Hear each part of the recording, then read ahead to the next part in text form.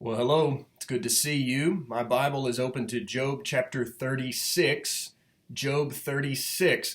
I want to cover some things, particularly from Job chapters 38 and 9, which is our reading for yesterday and today, February 22nd and 23rd. But I want to say some preparatory things as we lead up to those chapters. In our last video, we talked about Elihu and his role and his purpose as he comes into the book of Job at a much later time than all of the other friends of Job.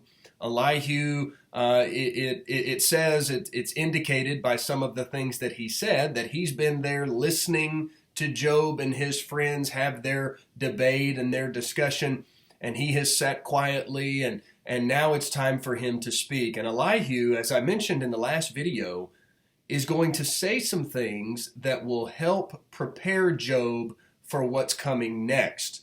And that is, God himself is going to speak to Job, and that begins in chapter 38.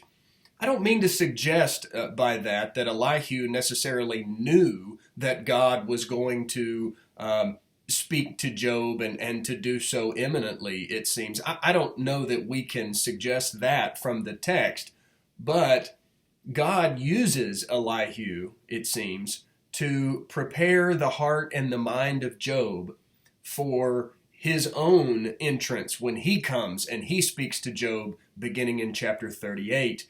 And what I want to show you really quickly in chapters 36 and 7 are some things that Elihu says that seem to back up this idea, that Elihu comes to prepare Job's heart and mind for the same kinds of things that God will say beginning in chapter 38. So look at what Elihu says, chapter 36 and verse 22, for example.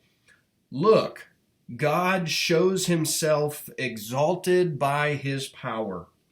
Who is a teacher like him? Who has appointed his way for him, and who has declared, you have done wrong?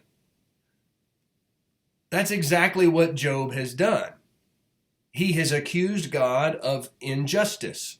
He has said, God, you're not being fair to me. I've served you. I've done all these things for you, and yet all these bad things are happening to me. This is not fair. I'm innocent. You should not have done this to me. He claims that God has been unjust. And Elihu says, look at God's power.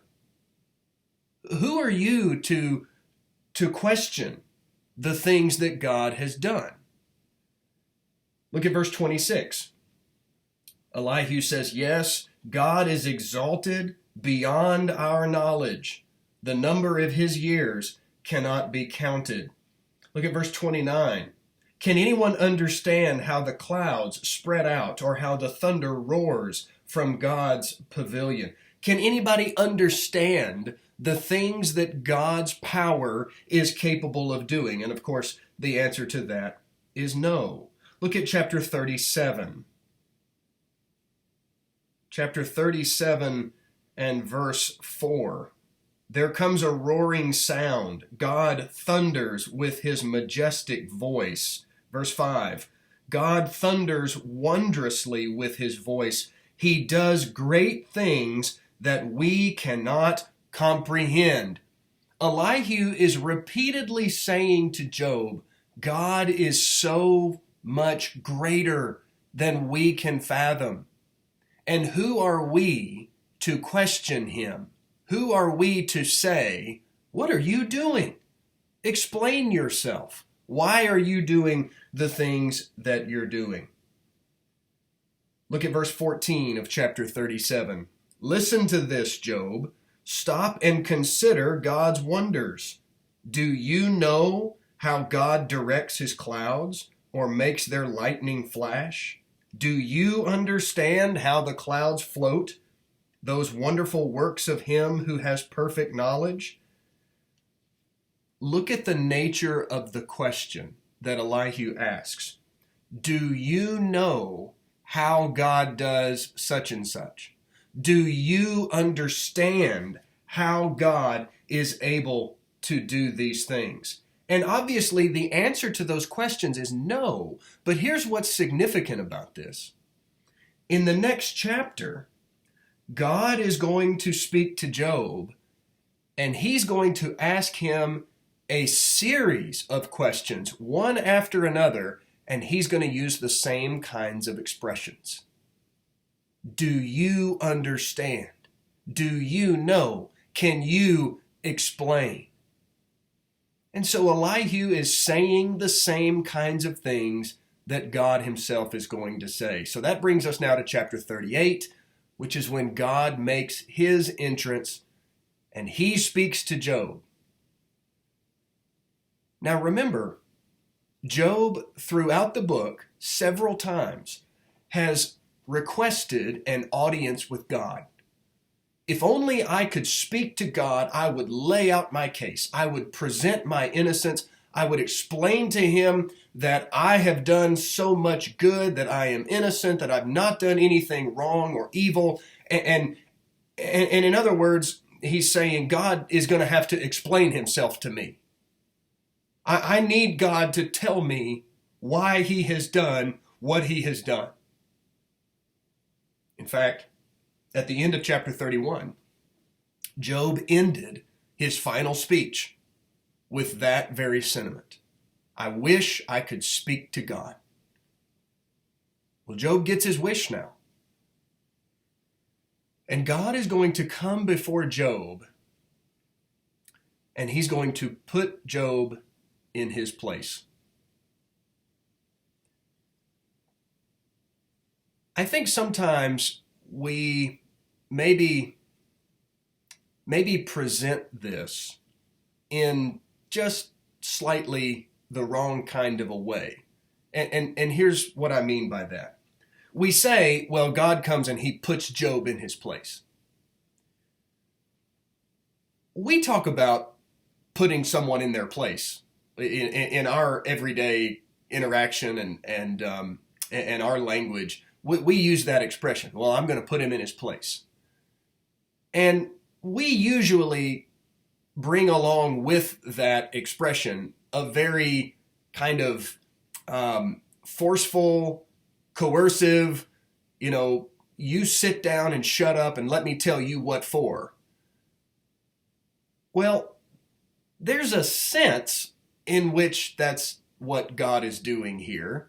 But I don't think God is attaching to it the kind of negative,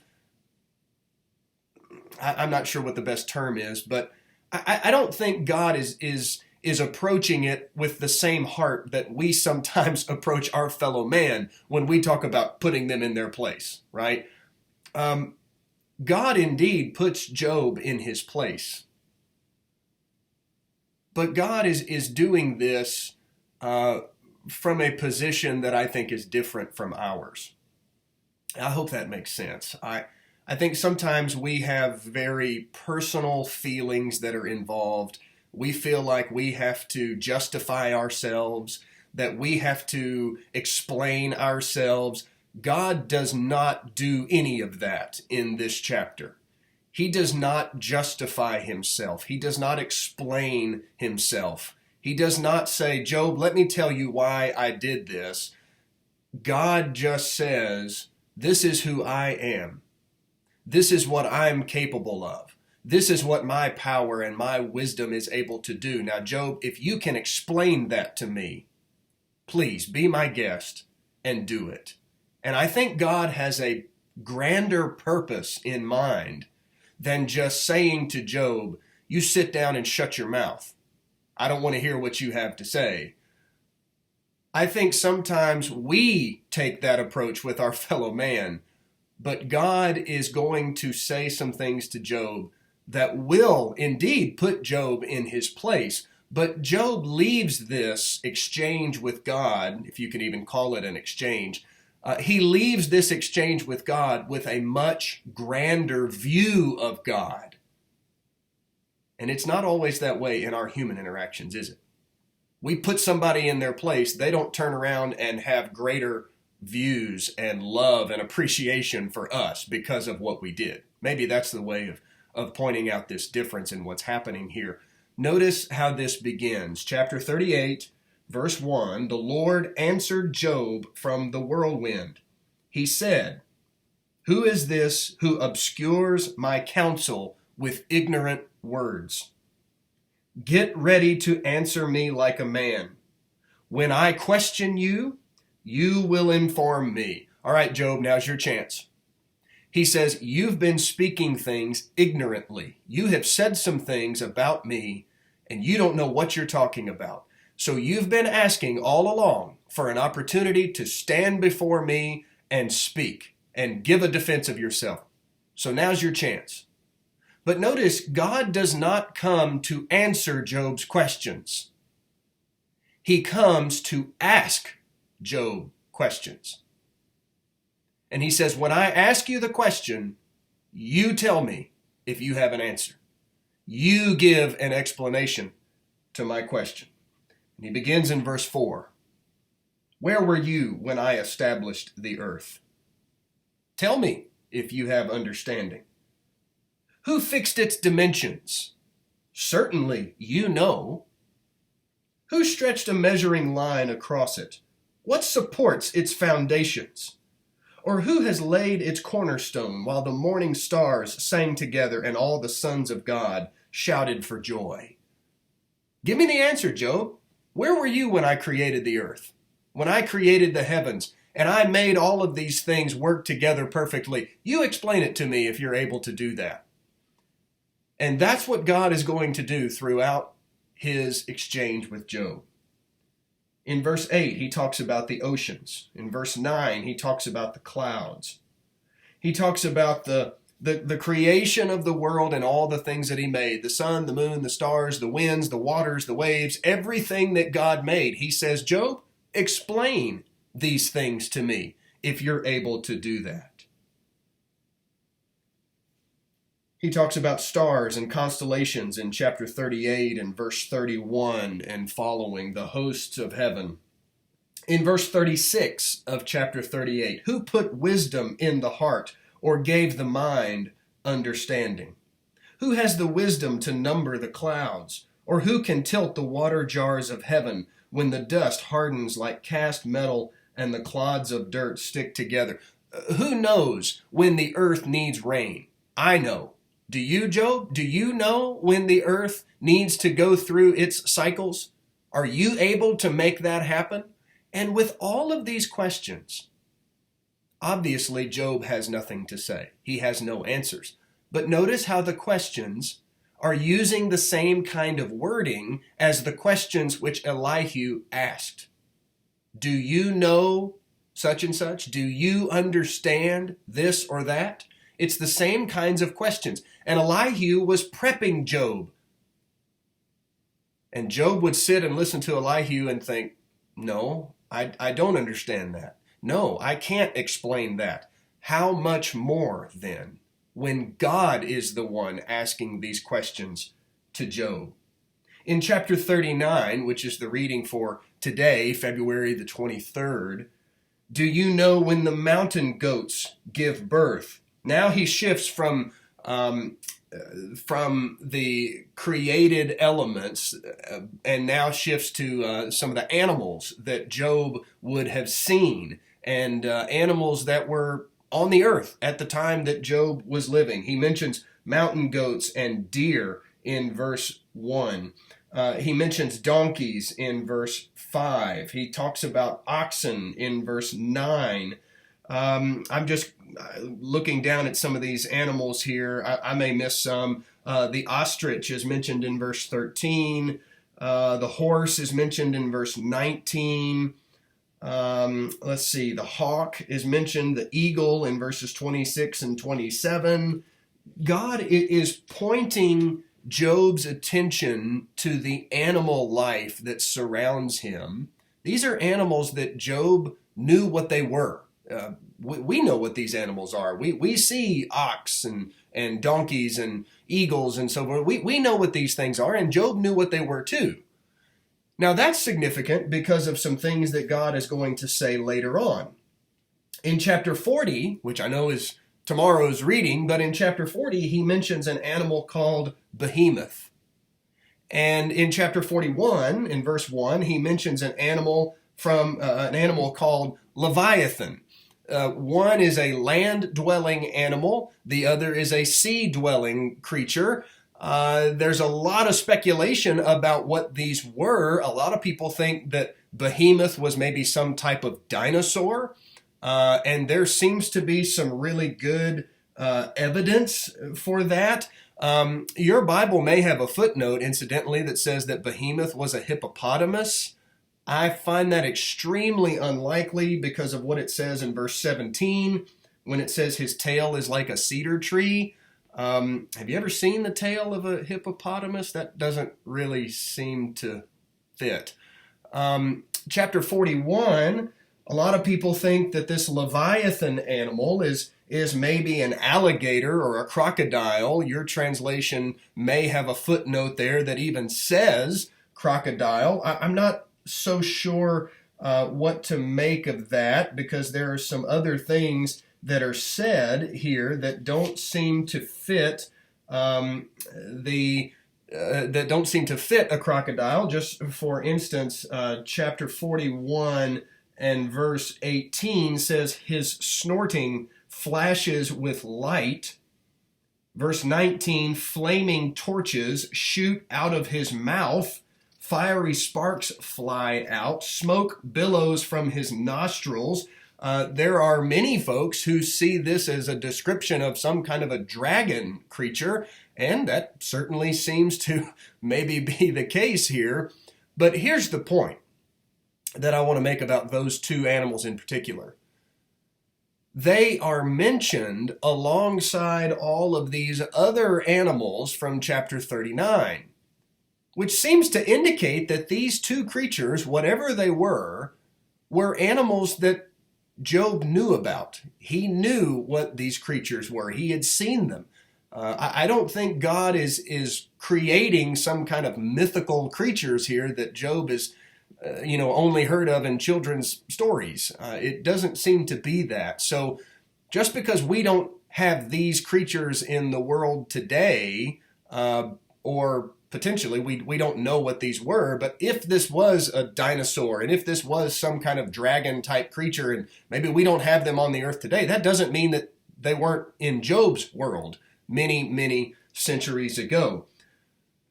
All of that aside, let's finish up our video with chapter 40. After God has come through and asked these questions to Job, do you understand this? Can you explain this? Do you know about this? And Job is obviously just going to sit there with his mouth shut and say, no, I can't explain any of these things. Chapter 40 and verse 1, the Lord answered Job, will the one who contends with the Almighty correct him? Let him who argues with God give an answer. Okay, Job, now's your chance. Look at all these things that I've just said, all these questions I've just asked. Now explain it. You've been asking for an audience with me for a long time now. Here's your chance. Go ahead. And what does Job say? Verse 3, he answered the Lord, I am so insignificant. How can I answer you? I place my hand over my mouth. I have spoken once and I will not reply, twice, but now I can add nothing. And God is going to come back again with a second cycle of questions and things to pull Job's attention to his greatness. I'm probably going to do one more video to finish up God's explanation, God's examination of Job and wrap some things up as we come into chapter 42 and as we finish the book of Job on Monday of next week. So I hope today's reading was helpful. Enjoy these chapters and give some thought to this question. What else might God be trying to do when he's asking these questions to Job? Yes, he's putting Job in his place. Job said, I am insignificant. I see the disparity between you, God, and me. I am insignificant. Yes, God is trying to point that out to him. But I think there may be something else that God is doing in these questions in his examination. Give some thought to what that might be.